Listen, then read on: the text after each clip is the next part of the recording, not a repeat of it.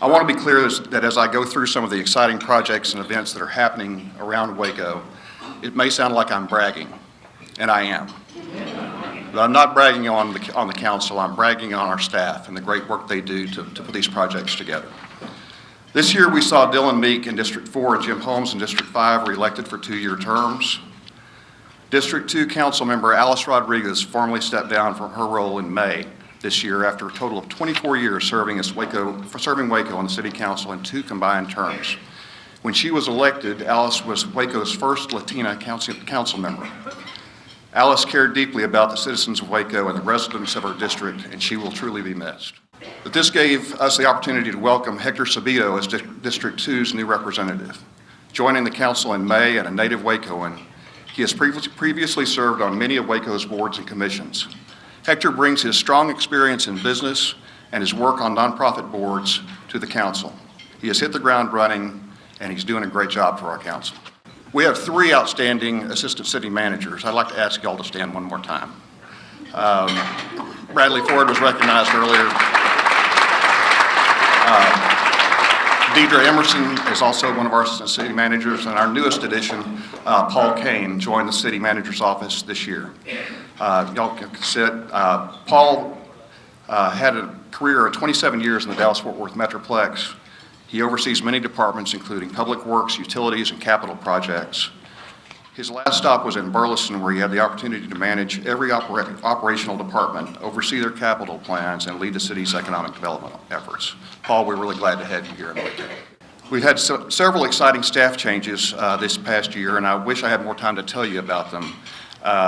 We've had several internal promotions for folks that have served the city for a long time, and we've had some new hires with great experience leading big departments. We're excited to see the things that these new leaders will do in our community. Census 2020 is coming in April of next year. The U.S. Constitution tells us that the census count determines the number of congressmen that each state gets. It also determines our local representation at the state senate and state representative level. Data collected by the census is also used to distribute literally billions of dollars in federal funds to state and local governments each year. This makes it extremely important for our entire community to be sure that every person is counted accurately in our community. There is a great potential in our community for people to be undercounted, and that will cost our local community millions of dollars if it happens. There are many ways you can help by volunteering or even working for the census to ensure that every Wacoan is counted correctly. And this is my plug for volunteers. Visit whyiCountWaco.org for more information. Now let's talk about some of the important projects that are underway in Waco. In October, the demolition began on the 73-year-old 25th Street Theater site to make way for the new fire station number 6. We received hundreds of comments from Wacoans reminiscing about good times at the theater. Wacoans remembered watching Bambi for the first time as a child, seeing the Mamas and Papas in the 60s. Was anybody at the Mamas and the Papas in the 60s? Wiley? No. I don't know who wrote that part, but somebody surely was there. Standing in a line that wrapped around the building to see Star Wars in 1977. I know I was there for that. There was a lot of interest in saving the theater, but unfortunately the building was beyond repair. So the city bought the location to replace Waco's smallest but busiest fire station, which is currently at 28th and Bosque. The design pays homage to the theater, and the building will include all new fire administration offices and a community room that will make this station part of a vibrant neighborhood. With demolition wrapping up, design will be finalized and a construction contract will be awarded in March of next year. Construction is expected to last about 1 year, and it'll be about a $5.5 million project. Meanwhile, across town, we dedicated the fire department's most recent addition, Station 5, last month. This station was previously housed on Spate and opened in 1958, more than 60 years ago. The new $2.9 million fire station is located on Bagby, just off New Road. It serves southeast Waco, and importantly has easy access to I-35 to help us first responders when there are accidents there. Senator John Cornyn joined us for the dedication and for the ceremonial fire hose uncoupling after our fire hose disappeared for a little while the day before, but we got it back. We had a great turnout from our firefighters and interested citizens. Our fire chief, Bobby Tatum, has announced his retirement at the end of this year. and we would like to thank him for his service to Waco. In his 3 years with Waco, much has been accomplished in the fire department. The city has recently, under his leadership, been upgraded to an ISO 1 rating. This fire protection rating is achieved by less than 1% of fire departments nationwide. It is a real honor for our fire department, and it's a testament to the priority that our city places on public safety. Waco was fortunate enough to see a drop in the crime rate this past year. Property crimes tend to drive Waco statistics, but overall violent crimes are down. That is very good news. It's a direct reflection of our police force and community awareness across the city. One important thing for you to know is that the city will be adding 7 new officers to the force next year. This is the largest addition of officers in the last many years, and it's another example of the council's budgetary priority on public safety. In September, Governor Abbott awarded Waco a $1.5 million Texas Anti-Gang Center grant. The Waco Police Department is the fiduciary principal, and the anchor agencies will be Waco PD, Texas DPS, and the McLennan County Sheriff's Office, in conjunction with numerous other local, state, and federal law enforcement partners. This will build on the great relationship that Waco PD already has with the Sheriff's Office and DPS. Last week on Election Day, voters approved a $14.5 million countywide bond that will pay for an expansion that includes a South African black-footed penguin exhibit, an education and veterinary complex, and other renovations. Thanks to all of you who voted for this great, exciting project. With over 1,600 animals at the zoo, a new area for vets to treat animals will have a huge impact. There are many other exciting aspects to this project, and they are expected to be completed between the fall of 21 and spring of 2022. As a third-generation Baylor graduate, I was very moved that the university presented the city of Waco with one of the university's most distinguished awards, the Founders Medal, in May. Our partnership with Baylor continues to grow, and we're excited for what the future holds as Baylor moves towards becoming a Tier 1 research institution. There are many ways that the city can engage with Baylor to help them progress towards R1 status and benefit both the community and the university. And of course, we can't mention Baylor without saying, go Lady Bears. We are very proud of the 3 national titles and 9 consecutive Big 12 conference championships. And of course, Baylor football. Baylor football sits atop the Big 12 now at 9-0 after a big win over TCU in Fort Worth last Saturday that left us all exhausted. We're excited to showcase Baylor and Waco with ESPN Game Day coming to town on Saturday. I loved Coach Rule's quote in the Trib yesterday regarding game day exposure. He said, "I don't want this to be just about our Baylor football program. I want it to be about the university, and I also want it to be about Waco. What a great place to live, what a great place to raise a family, what a great place to be." I couldn't agree with Coach more. In March, U.S. Department of Housing and Urban Development Secretary Ben Carson visited Waco to present a check for a grant to the city to fund remediation efforts that low-income property owners would not be able to cover in dealing with lead-based paint found in their homes. Waco received a total of $3.8 million from 2 combined HUD grants. The money is expected to directly address lead hazards in more than 250 homes in Waco. Councilmember John Kennard is the board chair for the Waco-McLennan County Health District. He's been instrumental in obtaining these grants and helping us deal with the hazards of lead-based paint in a smart and systematic way. As part of our work to increase the affordable housing inventory in Waco, the city partnered with NEIGHBORWORKS Waco with an infrastructure investment in its newest housing development. 27 duplexes in Belmont Village, a few blocks behind the HEB on South Valley Mills Drive. This is a $6.5 million project, and its intention is to be a stepping stone for future homeowners while we develop a large infill lot, which is one of the few large infill areas that we still have left in our city. This year has seen a dramatic increase in public art in Waco. Donors Clifton and Betsy Robinson dedicated 3 new KINETIC sculptures this year memorializing the 1953 Waco tornado. The sculptures are located on Austin Avenue at the edge of the Roosevelt Tower parking lot across from the Alico building. Waco has numerous murals and sculptures popping up all over town. The city has contracted for the installation of 28 animal-based sculptures along the Brazos River between downtown and Cameron Park near the entrance to the zoo. Commissioned by Creative Waco and featuring 17 different artists, it's a project generously funded by 33 families across the Waco community, with the Robinsons matching their contributions. The pouring of the concrete foundations for these sculptures started last week. This is a commissioned mural on the Brotherwell Brewing Building in East Waco that is part of Creative Waco's art apprenticeship program with Waco ISD students. Projects like these have launched a thriving working relationship with local art community and a new framework for developing quality public art projects that the community can be proud of. Now let's talk about tourism. Waco tourism continues to thrive with attendance increasing at all city attractions and new businesses coming into town all the time. It should be noted that without the work of our city staff coordinating these events, including things like traffic, trash pickup, and public safety, these events would not be possible. Hotel occupancy was #1 in the state of Texas for 2018. It's been in the top 5 in the state for the first 2 quarters of 2019. Our convention sales staff booked conventions that brought in over 69,000 traceable hotel rooms.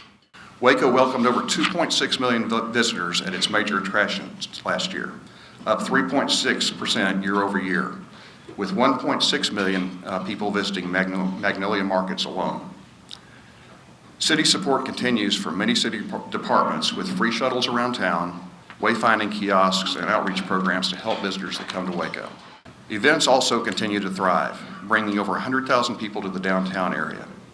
Our parks team consistently wins awards, and this year the Texas Festivals and Events Association recognized the city of Waco statewide for producing quality community events and marketing materials for Waco's festivals such as Waco Wonderland and Pikes in the Park. With over 200 community events each year, Waco continues to see an influx in the production of nationally recognized events, such as Ironman 70.3, Tri-Waco, and Celebration. Our Parks and Recreation team produce a multitude of other events as well, such as Fourth on the Brazos and Waco Wonderland. Events support our local economy with tourism dollars, and they also provide a stronger sense of community. Bids were recently solicited for the 2-year renovation of the Waco Suspension Bridge after a lengthy design process with the goal of preserving its historical character. This $5.2 million project will start early next year. It will reinforce anchors on both banks, repair the cable houses and decks. Space around the bridge will be kept as functional as possible, but the bridge itself will be out of commission during the construction period. The bridge's last major renovation was in 1914, and it's imperative that we do this work now so our children's children, there we go, somebody we know, can enjoy it for decades to come. It's a shameless granddaughter pick. Downtown Waco continues to grow in exciting ways with new lodging and businesses opening all the time. 2020 promises to be a big year with more projects in the works. Currently, there is over $100 million in private construction in the downtown area. Over the next 2 to 3 years, there is another $300 million in private investment planned. Waco has 6 proposed new hotels planning to open in 2021, including an Embassy Suites and Marriott AC, allowing for 821 additional rooms. And importantly, these are full-service hotels and something that Waco downtown is badly needed. Downtown parking will increase with a planned 522 spaces being added in parking garages in various locations. And we're also excited about the purchase by Chip and Joanna Gaines of the Grand Kiram Shrine Building and it plans to transform the property into a 3-story boutique hotel that will continue to draw people into downtown Waco. If you haven't seen the plans for this yet, this is like nothing that Waco has seen so far. They've announced their plans to have it open sometime in 2021. Since the grand opening of the Hustle co-working space on Austin Avenue last year, Startup Waco has welcomed entrepreneurs each week into their space with community events, co-working membership, workshops, training, and mentorship. This year, a new CEO, John Passavant, joined the team from New York City. The focus in 2020 will be centered on providing entrepreneurs throughout the greater Waco access to a robust entrepreneurial community, including mentorship and educational tools so that entrepreneurs in Waco have the resources they need to give them the best chance to succeed. There are many exciting businesses coming to East Waco that will take advantage of Elm Avenue's streetscape project. The streetscape project continues its development from Garrison to Martin Luther King Jr. Boulevard in East Waco. This project has many aspects, but highlights include new sidewalks, lighting, parking, and other upgrades. The 700 block of Elm is considered the model block, and the streetscape there has been completed. Public input continues about this important project, and the most recent meeting on that was held last night. Continuing in East Waco, the City Council last week approved the TIF Board's recommendation of $5.5 million for a project on Bridge Street referred to as the Front Porch Project. Bridge Street is a street that runs behind the Empire Seat Building across Martin Luther King Jr. Boulevard from the Suspension Bridge. This project will fund converting this street into a repaved festival street with a plaza designed for special events. Really exciting project in East Waco. One of the most important TIF-funded project that was also approved last week was funding the road and traffic improvements that are necessary to establish a railroad quiet zone from Peach Street in East Waco to 13th Street in downtown. The fact that this quiet zone has been in the planning stage has spurred several of the hotels downtown and will continue to spur downtown development. And for those of you that don't know, that just means that the trains will not blow their horns as they come through those intersections. And you can imagine for hotels and offices and condos how important that is to be able to make those spaces more enjoyable. Plans are still in development, but a funding request is in the works for the Cotton Belt Railroad Bridge over the Brazos River. Preliminary renderings include a conversion to a pedestrian bridge with a plaza jutting out from the bridge structure on the western bank.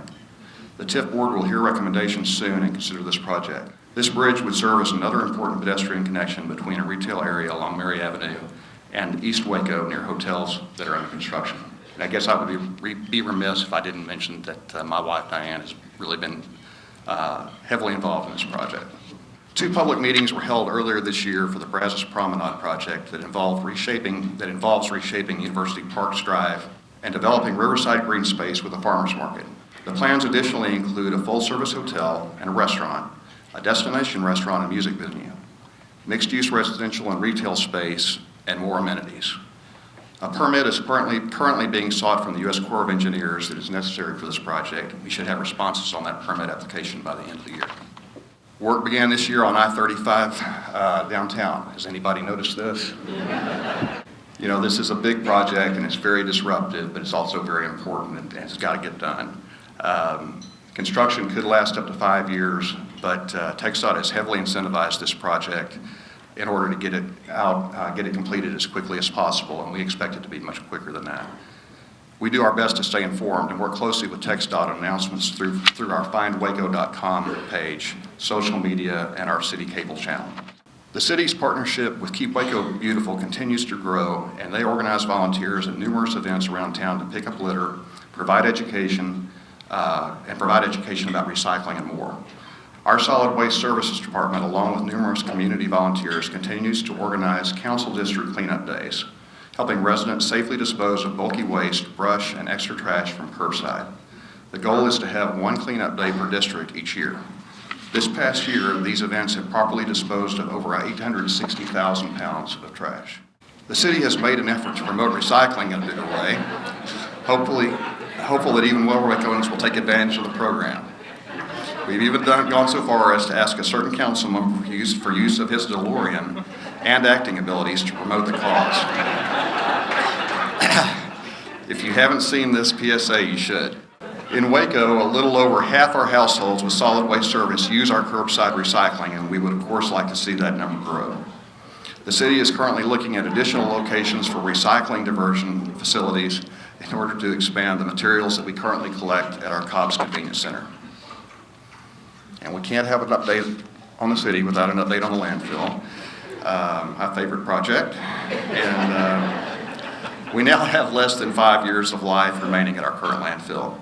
And we're working hard on the permitting process on a new landfill on TK Parkway near Highway 31, about 5 miles on the other side of Axtell.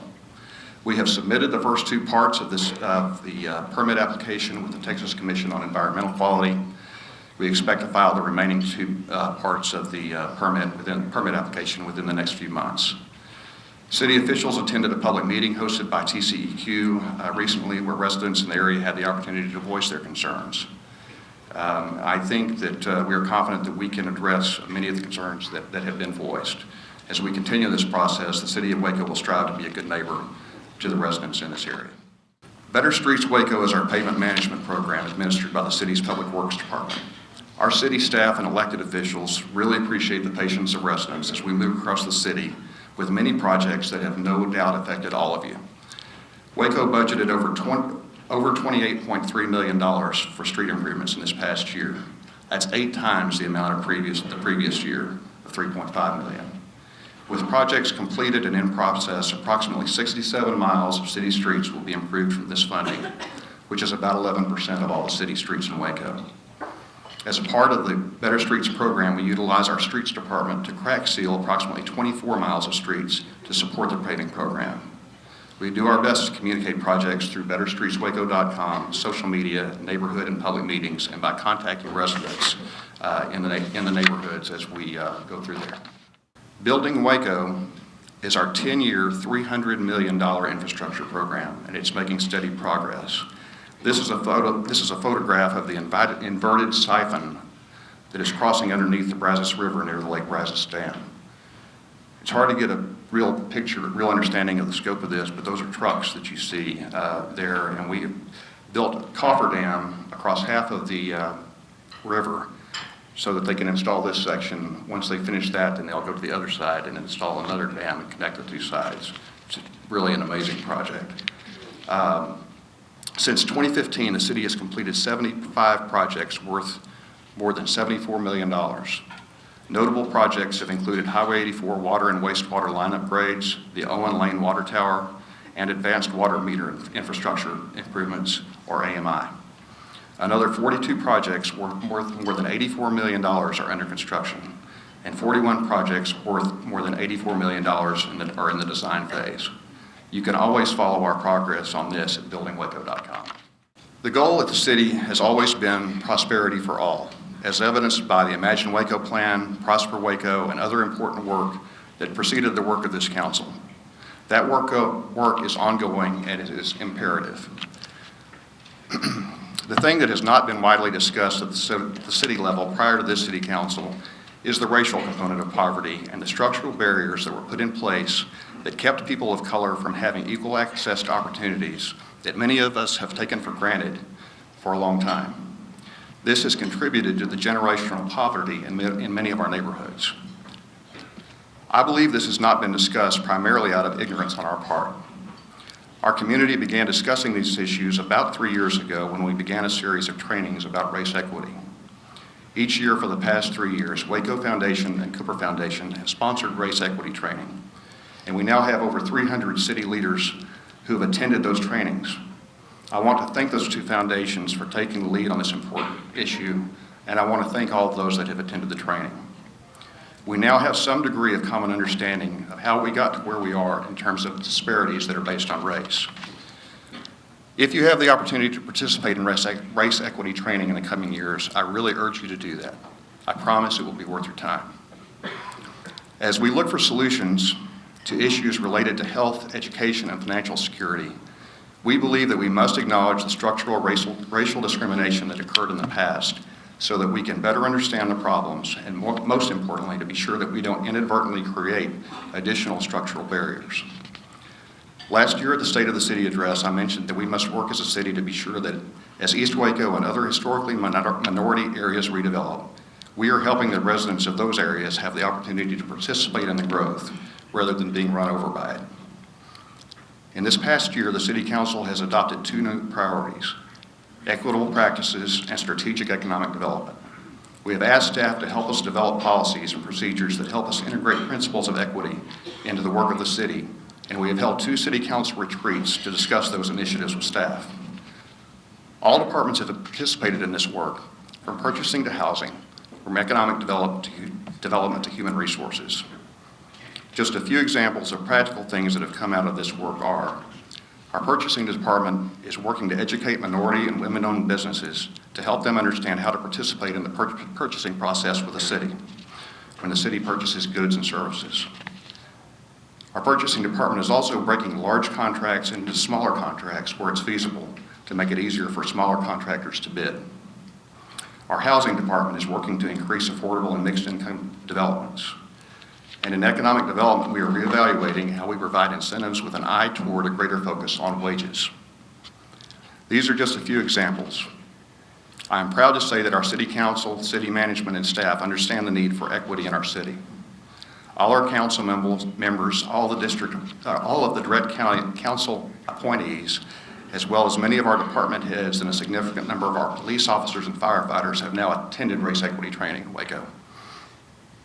We will continue to work to be sure that our city services and policies are examined with an equity lens so that we look not only at who has benefited by services, city services and policies, but also who is burdened by them. Strategic development goes hand in hand with equitable practices. Some examples of its strategic economic development are greater emphasis on infrastructure and services in the core of our city, like the infrastructure and streetscapes project on Elm Avenue. Working with our nonprofit partners like City Center Waco, the Centex African American Chamber, and the Centex Hispanic Chamber, to help retain the historic culture of neighborhoods and bring residents of those neighborhoods the kind of businesses they want and need. Working with our nonprofit housing partners to provide affordable housing in the core of the city. Working to improve public transit, including the bus rapid transit that is still in development to get people to jobs. This work will evolve over time, and the goal will continue to be prosperity for all. I have about 6 months left as mayor. I'm not counting down yet. I'll be ready to step away when the time comes, but we have a lot of important work to do between now and then. However, this is my last chance to address this important group. I want to say a couple of things, so please indulge me for a couple more minutes. First, I want to say thank you for the opportunity to serve as your mayor. I often have people tell me that it must be a thankless job, and nothing could be further from the truth. It is incredibly rewarding, sometimes exhausting, but rewarding. One of my favorite things about serving as mayor is that I have had the opportunity to learn so much about our city. And I have witnessed many of the amazing things that people all across our city are doing every day to make our community better. I'm talking about people in government positions, which is a group that is really underappreciated. But I'm also talking about people in nonprofits, in foundations, in education, and in business. We have business leaders across our city who care deeply about the future of our city. Many of you are here in this room. The collaboration across our city is second to none of the many cities that we have visited over the time that I've been mayor. We now take that collaboration for granted, and we must not do that. That collaboration was set in motion by prior leaders, and we must continue to foster it. I've talked about what a pleasure it's been to work with my fellow council members and city staff. I now need to thank my family for the incredible support that they have given me as I've done this work. My wife, Diane, who would be here, but she is on an airplane somewhere over Canada right now, returning from Israel. My parents, my children and their spouses, my brother and his wife and their child. To say they've been supportive is inadequate. They have been interested in everything that's going on in the city, and I couldn't have done it without them. My brother John has covered for me in our law firm and has sacrificed his own time and energy to make it possible for me to serve in this role. My last thank you today is to Dory Helm, who has put this presentation together in the last 3 presentations for the state of the city. She puts up with my many last-minute changes and just does a fantastic job. Thank you, Dory. Finally, I am so proud of where Waco is today. The growth and rebirth of downtown has been incredible, and I firmly believe Waco's best days lie ahead. I can't wait to see where our city goes in the future. Thank you.